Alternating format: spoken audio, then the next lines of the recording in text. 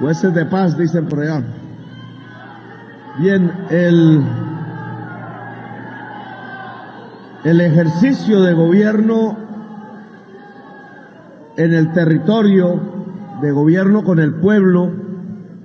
de acercar el gobierno muchas veces frío allá en los palacios del centro del país a la realidad contundente, diversa, compleja, difícil de las comunidades, ya no solamente en zonas de alta exclusión en las que hemos estado, como La Guajira, como el litoral pacífico, como los sures del Caribe, sino en la ciudad misma, en la gran ciudad colombiana. Hemos pasado por Ciudad Bolívar, en sur de Bogotá, por Soacha, hemos continuado hacia el Caribe, Cartagena, en su barrio El Pozón, Santa Marta, Barranquilla, en La Esmeralda, La Magdalena, ahora por el eje antiguo cafetero, Manizales, y aquí en Cuba, Pereira, y terminaremos ya mañana en Buga y Cali. En Cali será en donde, en Agua Blanca, donde Siloé, vamos a estar en Siloé, Cali. Este recorrido, al que le falta otro eje más difícil, Medellín, Bucaramanga, Cúcuta, entre las grandes ciudades del país, y tiene que hacerse para otro momento. Este recorrido, por tanto, ya liga, y de una manera bastante completa, el gobierno nacional a lo que considero es el territorio excluido, tanto regionalmente mirado como en las grandes ciudades donde existe también una segregación interna muy poderosa, muy difícil, porque las cercanías hacen visible la desigualdad. Las cercanías entre quienes más tienen y menos tienen en una ciudad hace que esa tensión se vuelva incluso violenta, genere una deconstrucción del tejido social, una destrucción de lo que podríamos llamar la nación colombiana. Aquí, Pereira, Manizales, Armenia en menor medida, se vive una crisis indudable. Lo hemos discutido en la campaña electoral, cuando se llenaron las plazas, cuando de manera extraña para muchos el progresismo iba cogiendo fuerza política y electoral, empezando por sus juventudes, las juventudes que siempre nos han acompañado aquí, la juventud estudiantil y la popular que no llega a la universidad, por sus sectores de diversidad indígena, afro, por sus sectores populares, que en el diario vivir y en la dureza de ese diario vivir van coincidiendo programáticamente con lo que el programa de Colombia Potencia de la Vida ha propuesto y está tratando, difícilmente hay que decirlo, de adelantar y desarrollar en Colombia. Difícilmente porque se oponen fuerzas poderosas, porque de alguna manera el electorado quedó partido por la mitad, nosotros con una mayoría, sí, pero indudablemente hay otra parte de la sociedad que aún no le apuesta a la idea de cambiar el país, que aún está atado a tradiciones atávicas, a maneras de pensar reaccionarias muchas veces, a una inercia que nos mantiene como nación en la violencia, la desigualdad social, en el atraso mental y en el atraso físico de las comunidades. Saltar hacia adelante no es fácil. Hay que tener, en cierta forma, valentía y un criterio de audacia. La inercia es más fácil que saltar adelante. Quedarse quieto, sin hacer nada, es más fácil que tomar el riesgo de caminar, de ir hacia un camino que a veces es desconocido, de probar lo nuevo como un elemento fundamental para la transformación. Aquí, en la región, en ese diálogo con las comunidades, indudablemente vemos cómo un mundo ha venido desapareciendo. El mundo por el cual se construyeron estas regiones, sus pueblos,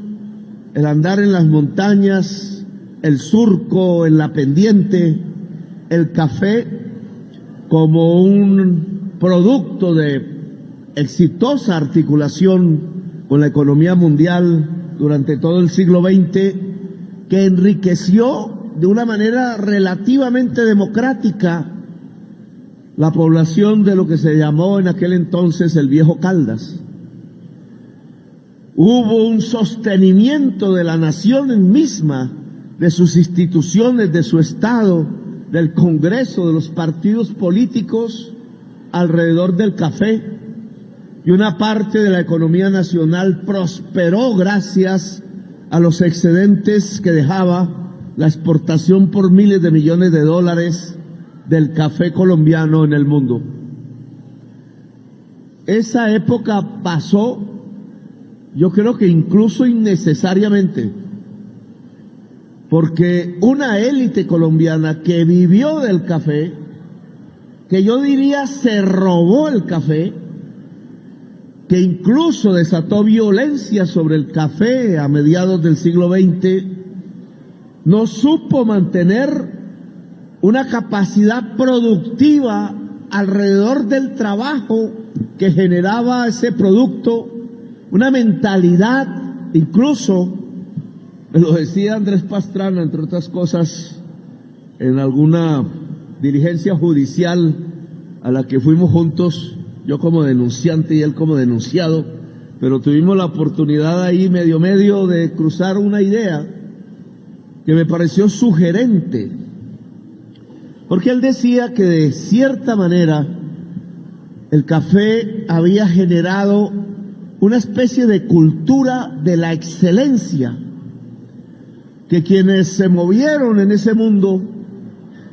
lograron pensarse a sí mismos como que eran una vanguardia de la excelencia en el café de talla mundial, y eso generaba indudablemente una especie de cultura del orgullo, de la dignidad, algo conservadora desde el punto de vista político, pero profundamente democrática desde el punto de vista de lo que significa una economía productiva hecha a partir del trabajo, y de un trabajo que siempre se calificó en aquellas épocas como excelente en el mundo. Eso no está ya más aquí. Queda, obviamente, y la ministra de Agricultura dedicó su discurso a cómo mantener viva la esperanza del café. Ha cambiado regionalmente, se ha movido al sur, a regiones aún más pobres, manteniendo el que Colombia aún sea una exportadora del producto, aunque ahora lo importa también. Nunca he entendido ese porqué, el café vietnamita, y ha logrado construir una nueva región cafetera entre el Huila, Tolima, Cauca, Nariño, y aún se mantiene en la vieja zona cafetera el hálito del café, las ganas de seguirlo manteniendo, y yo creo que eso debe tener todo el apoyo del Estado, porque ya no como el único producto, sino como un producto bandera entre varios, que promueva nuestra articulación productiva con el mundo. Lo que la élite colombiana decidió muy perezosamente fue cambiar ese mundo del trabajo, del surco, del asadón, del esfuerzo, por algo más fácil: sacar petróleo y carbón. y nos convertimos desde hace unos 50 años para acá en país ya no cafetero, sino supuestamente petrolero, una ilusión porque somos el 33º país en exportación de petróleo, no somos un país petrolero, eso sí lo somos carbonero, 5º exportador mundial de un producto que miren ustedes, a diferencia del café, no tiene futuro. El carbón tiene decretada su muerte como mercancía mundial. Los europeos ya decidieron el año 2035 como el año final, no el primer año del comienzo, del fin, sino el último año del fin del uso del carbón en su territorio. Lo mismo está aconteciendo en Estados Unidos y en breve la China disminuirá sustancialmente sus consumos de carbón por una razón básica. El carbón movido por el aparato industrial del capitalismo mundial en esos países se transforma en un gas que nos está matando, que ha cambiado el clima y que puede acabar con la humanidad, como lo hemos ya vivido en estos meses nomás en Colombia, a través de las inundaciones y las sequías que muertos nos dejan y destrucción económica y humana. Bueno, agarrados a un material que no tiene futuro, bien está pensar entonces qué vamos a hacer. Y un poco estos debates tienen que ver con ello. Si dejaron morir el café, ¿con qué se reemplazó en la vieja zona cafetera? Y la respuesta es difícil de encontrarla, casi que uno diría que con nada. Y ese espacio vacío entre un mundo que estaba bien organizado, indudablemente próspero, y de pronto la nada, es lo que yo llamo la crisis. Esa nada empezó a ser ocupada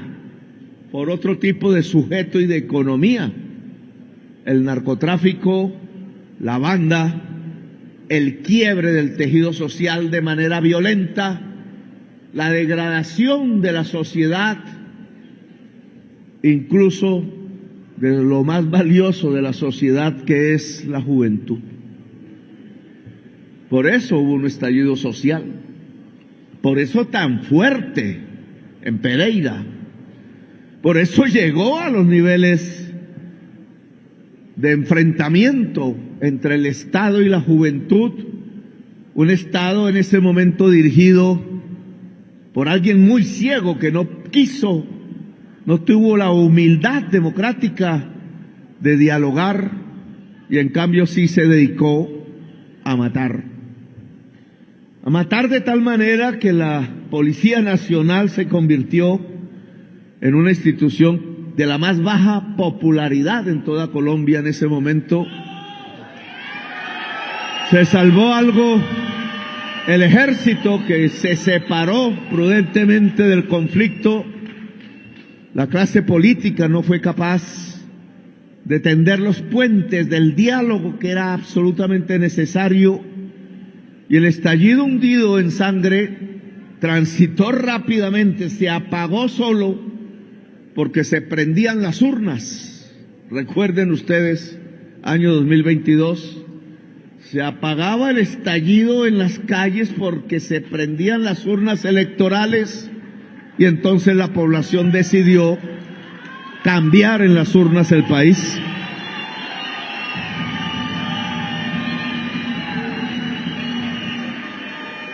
Y ahora tenemos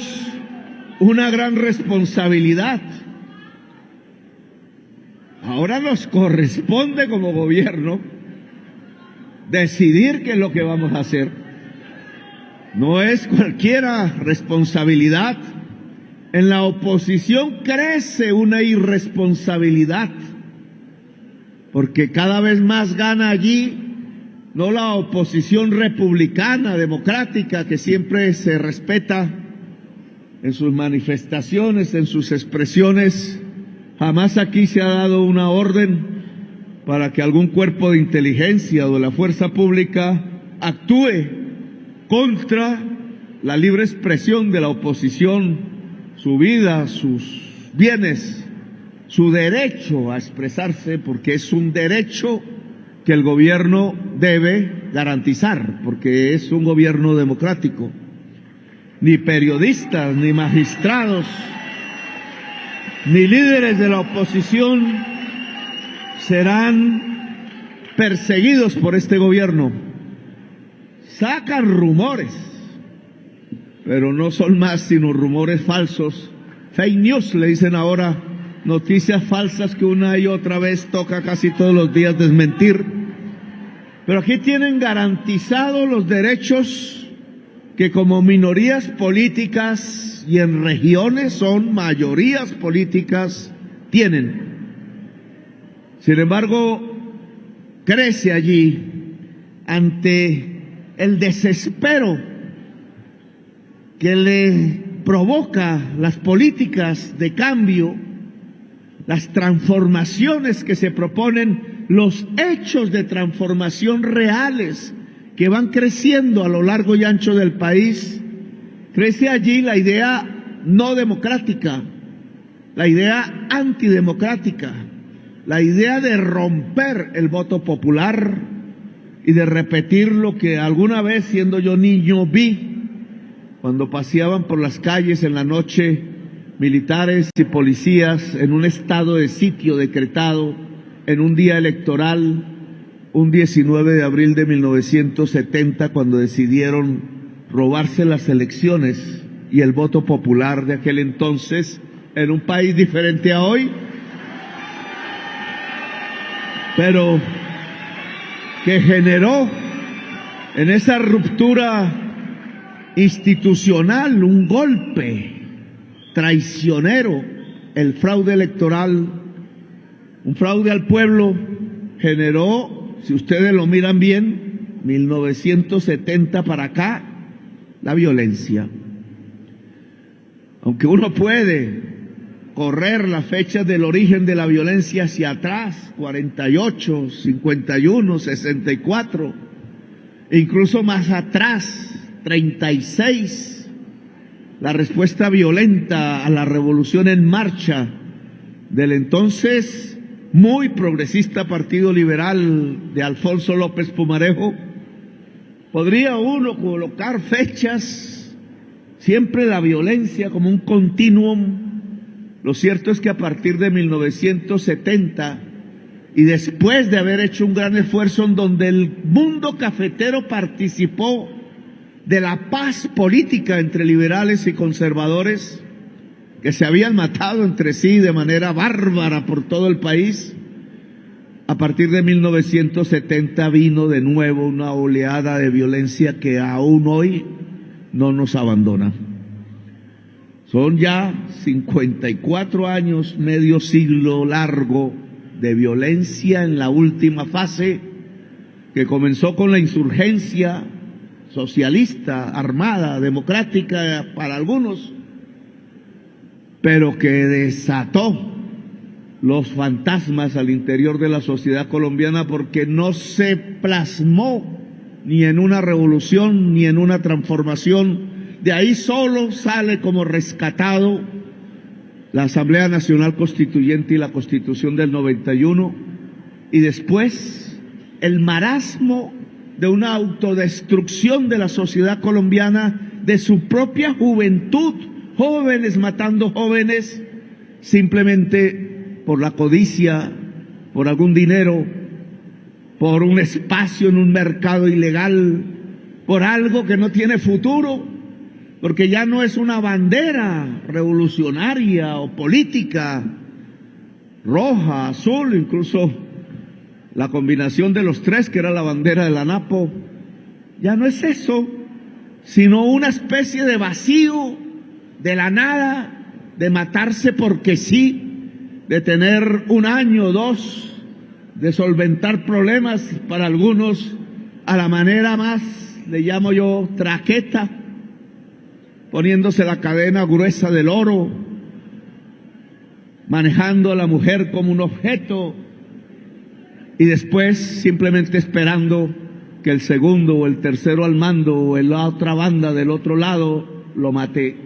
o lo conduzcan a la cárcel o a la extradición o a la destrucción total de la existencia. Eso no tiene futuro, pero tiene que ver con la cultura de que no hay nada en la región, de que no hay lo que reemplace lo que antes era su estructura de coherencia, el mundo del trabajo, el agro y la industria. Bueno, entonces nos toca a nosotros. Y aquí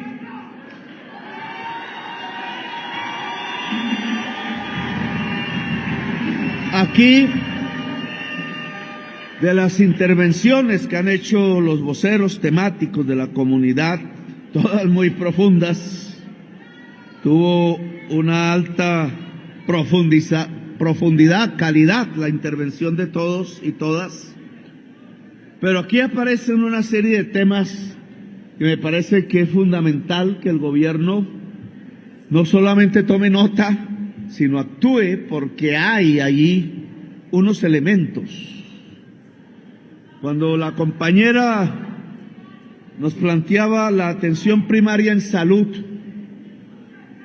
que coincide con lo que hemos defendido en la reforma a la salud que ya hundió el Congreso de la República,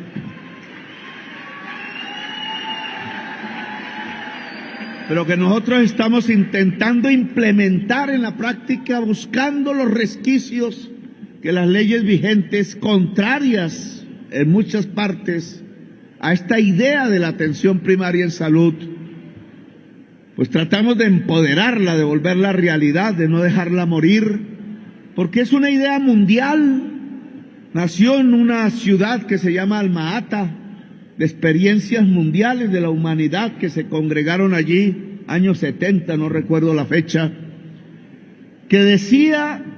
que el derecho a la salud para la población parte y pasa en primer lugar porque se prevenga la enfermedad. Nuestras madres lo decían, abuelas, prevenir es mejor que curar, y esa sabiduría es la que se plasma en la propuesta de salud que se ha hecho. Prevenir es mejor que curar. Hace más barato el modelo de salud porque menos enfermedad hay, o la enfermedad tiene menos costo porque se atiende más temprano. Pero para despegar ese aparato de la atención primaria en salud hay que poner billete público, hay que recrear infraestructuras y sobre todo hay que organizar la fuerza de la salud en el territorio mismo para que pueda cubrir la población del barrio, de la vereda, y avanzar permanente y rutinariamente, de tal manera que exista una especie de ojo avisor de la enfermedad, de ojo avisor de la muerte, de ojo avisor que permita a través de la prevención mejorar la calidad de vida de cada persona en Colombia. Eso se llama la atención primaria en salud. Y la compañera dijo que ahí había que poner un énfasis y subrayo en la atención mental, en el cuidado mental de las personas. Ese es un tema que ha salido una y otra vez dentro de las discusiones de la medicina preventiva, porque es que en Colombia hemos vivido en medio de la violencia. Casi que naciendo hemos visto violencia, violencia en la casa, violencia intrafamiliar que llaman, violencia en el barrio, violencia entre los congéneres, violencia de género, violencia en la televisión, violencia y violencias reales. Y eso va cargando la psiquis humana y la va dañando, la va afectando, así uno no crea.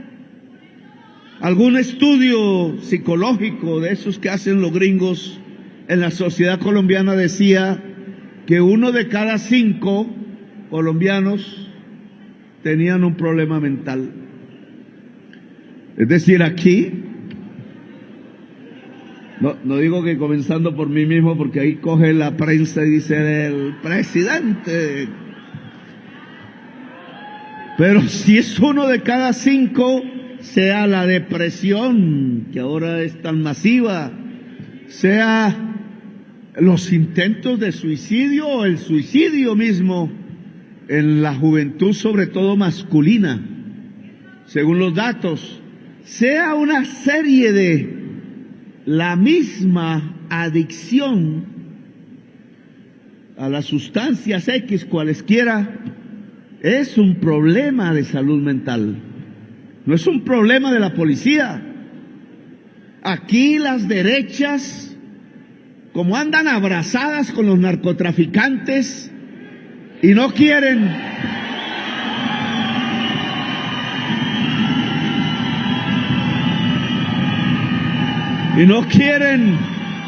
que se le descubra sus nexos, ese acostarse incestuoso con el crimen en la misma cama, tema que he logrado como parlamentario una y otra vez descubrir. Empezaron a hablar de tumbar al presidente cuando se cambió el fiscal general de la nación. Y eso tiene que ver porque empezó a desesperarse esa clase poderosa económica y política que no quiere que una fiscalía decente escurgue en una serie de procesos, y desesperados entonces intentan acabar con las instituciones democráticas del país antes de ser descubiertos. Esa alianza incestuosa entre el poder político y el poder criminal, que vuelve poderoso el poder criminal, ojo con eso, porque crimen hay en todas partes del mundo, pero ¿por qué tan poderoso el crimen en Colombia? Pues porque tiene poder político. El reemplazo de la economía cafetera fue una alianza entre el poder político y el poder narcotraficante para controlar el pueblo, para asustarlo, para aterrorizarlo a partir de la muerte en unas regiones más que en otras. Si es que, general, cuando yo venía a hacer mi última manifestación en Pereira de campaña presidencial, me tocó frenarla y no vine, porque el anuncio que llegó era que un señor que llaman alias Calzones,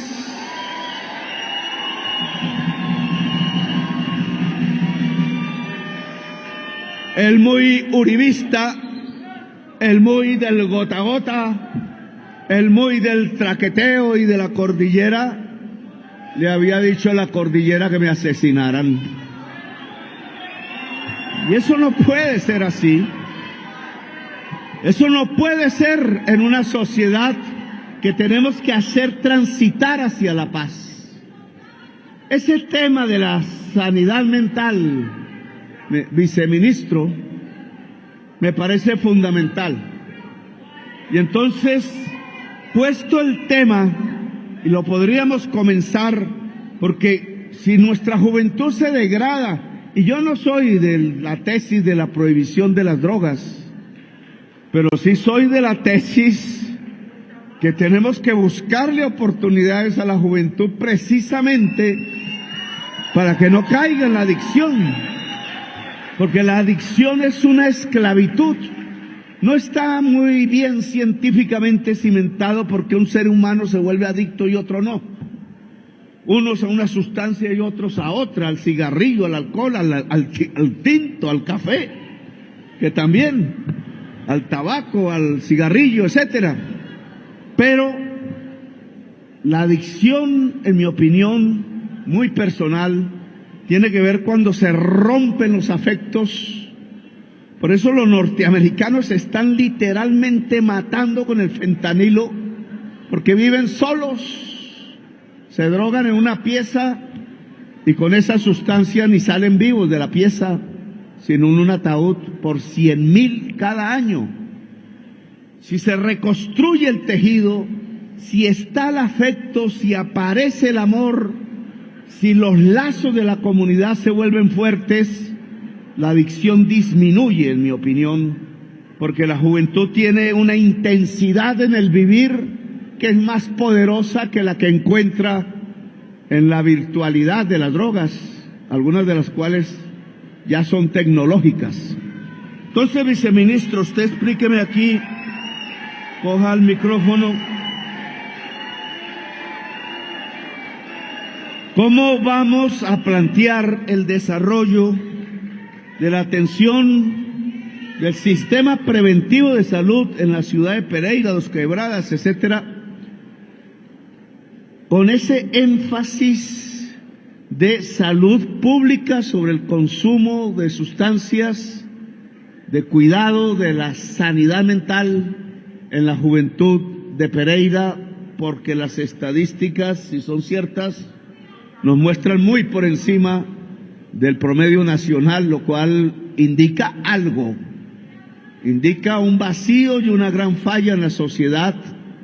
local. Entonces, viceministro, tiene la palabra. Gracias. Muchas gracias, señor presidente. Muchas